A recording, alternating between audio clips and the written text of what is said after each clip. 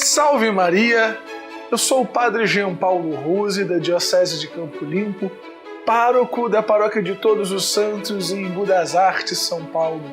Seja muito bem-vindo ao meu canal. É uma alegria estar aqui com você durante esses próximos minutos. Hoje nós celebramos aqueles meninos que foram martirizados pelo rei Herodes na sua tentativa louca de matar o menino Jesus.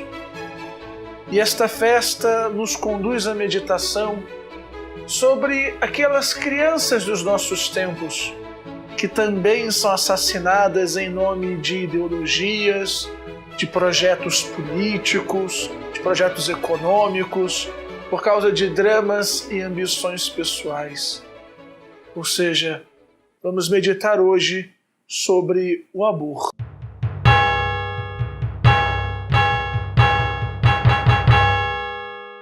Mas antes de entrarmos propriamente no tema do aborto, eu gostaria de refutar duas objeções preliminares. A primeira delas é que o aborto é uma questão de saúde pública e que, portanto, somente deve ser debatida sob uma perspectiva, sob critérios técnicos e científicos. E a segunda é de que, como vivemos num Estado de direito democrático, laico, pessoas religiosas, pessoas que assumem publicamente uma posição religiosa, não devem emitir suas opiniões, ou suas opiniões não devem ser levadas em conta no debate público sobre o aborto. Mas ora, do ponto de vista científico, do ponto de vista técnico, a única informação relevante, a única contribuição relevante que a ciência tem para oferecer neste debate é que a vida humana começa justamente no momento da fecundação. Quando o óvulo da mulher é fecundado pelo espermatozoide do homem, já estão presentes nesta nova célula, neste novo ser, os 46 cromossomos, 23 herdados da mãe e 23 herdados do pai, que ele terá por toda a vida. Algumas das características fundamentais do ponto de vista biológico deste indivíduo já estão ali presentes desde a fecundação, como, por exemplo, o sexo, se ele vai ser homem ou mulher, como, por exemplo, a cor da pele, a tendência para calvície, tendência para alguma doença, algumas das suas características físicas já estão todas determinadas desde o momento da sua fecundação. E nenhuma pessoa séria nega isto. A vida humana começa no momento da fecundação. No entanto, a questão não reside em saber se a vida que começa na fecundação é ou não humana. Como dito antes, isto é um ponto consensual e que ninguém sério, ninguém inteligente coloca em questão. O ponto é se esta vida humana já possui a dignidade de pessoa humana. E se não, em que momento do seu desenvolvimento biológico durante a gestação ela passa a gozar dos direitos de uma pessoa. E o mais fundamental de todos os direitos é o direito à vida. E conceitos como direito, pessoalidade, não são de natureza científica. São de natureza filosófica, são de natureza ética, são de natureza moral. E como vivemos num país majoritariamente cristão, justamente por nosso Estado de Direito ser democrático e laico, ou seja, não está sujeito a nenhuma visão de mundo particular, seja ela de ordem religiosa ou de ordem ideológica, é que a visão de mundo da maioria é a que deve ser levada em conta no debate, ou seja, a ética cristã é a questão fundamental no problema do aborto e nas consequentes leis que devem ser criadas para solucionar este problema. Pois bem, descartadas as objeções iniciais, nós precisamos ressaltar aí um outro ponto.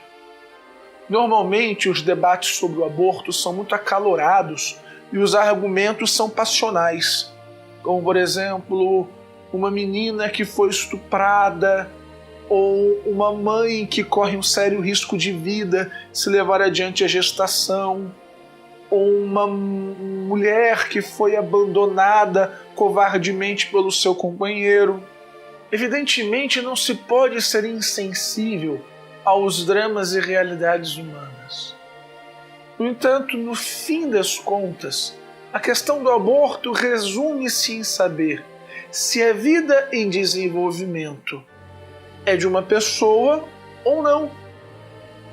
Ou seja, se o aborto constitui um assassinato cruel. Os meios de aborto se dão muitas vezes por intoxicação, por ácido, por esquartejamento de vítimas indefesas, ou se o aborto é tão somente a eliminação de um amontoado amorfo de células do organismo da mulher.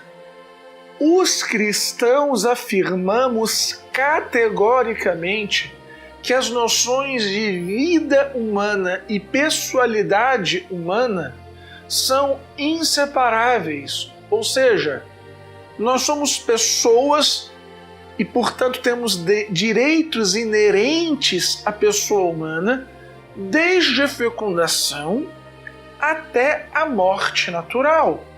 E qualquer outra afirmação diferente é simplesmente arbitrária. Afirmar que o indivíduo só é uma pessoa quando o sistema nervoso central está formado, ou que um feto gerado num estupro ou mal formado no ventre de sua mãe pode ser abortado, é simplesmente arbitrário. É, no final das contas, decidir sobre critérios subjetivos, ou seja, sujeitos a ideologias, sujeitos a sistemas econômicos, a sistemas políticos, sujeitos a caprichos e interesses individuais, quem deve viver e quem deve morrer. E sempre na história que nós decidimos arbitrariamente quem é ou quem não é pessoa, ou quem é pessoa de segunda categoria, nós cometemos massacres dos quais nos arrependemos hoje. Foi assim, por exemplo, na escravidão da antiguidade, foi assim, por exemplo, na escravidão da época moderna, foi assim no Holocausto, foi assim nos massacres de Nanquim, no massacre dos curdos, no massacre dos armênios e tantos outros banhos de sangue derramados no decorrer da nossa história. Há quem diga que não há mais espaço para o cristianismo no mundo de hoje, que o progresso nos obriga a uma ética mais utilitarista. Mas, meu irmão, não há progresso nenhum no assassinato de crianças. Aliás, muito pelo contrário, há um retrocesso civilizacional. O abandono do cristianismo é um retrocesso civilizacional. Nós estamos voltando ao ponto dos nossos antepassados aqui no Brasil, os índios que matavam seus segundos filhos. Nós estamos voltando aos sacrifícios dos demônios oferecidos pelos astecas através dos milhões de abortos praticados todos os anos. Nós estamos voltando, sobre alguns aspectos, à Idade das Pedras, às civilizações pré-colombianas. Independentemente das circunstâncias, Optar pelo aborto é optar pelo assassinato de um inocente. É fazer a opção de Herodes, que foi um verdadeiro monstro. O nosso caráter não é revelado pelos nossos sentimentos ou pelas nossas intenções, mas pelas nossas opções. Portanto, escolha sempre o bem. Escolha sempre a vida. Muito obrigado por ter ficado comigo até o final deste vídeo. Que Deus Todo-Poderoso ilumine a sua vida, que Deus Todo-Poderoso ilumine a sua família. Ajude a promover a vida aonde você estiver. Não tenha medo de declarar as suas opiniões. Não tenha medo de remar contra a maré. Seremos poucos aqueles que manteremos a integralidade da fé, a integralidade da verdadeira cultura cristã. Que Deus Todo-Poderoso te abençoe, em nome do Pai, e do Filho e do Espírito Santo. Amém. Salve Maria.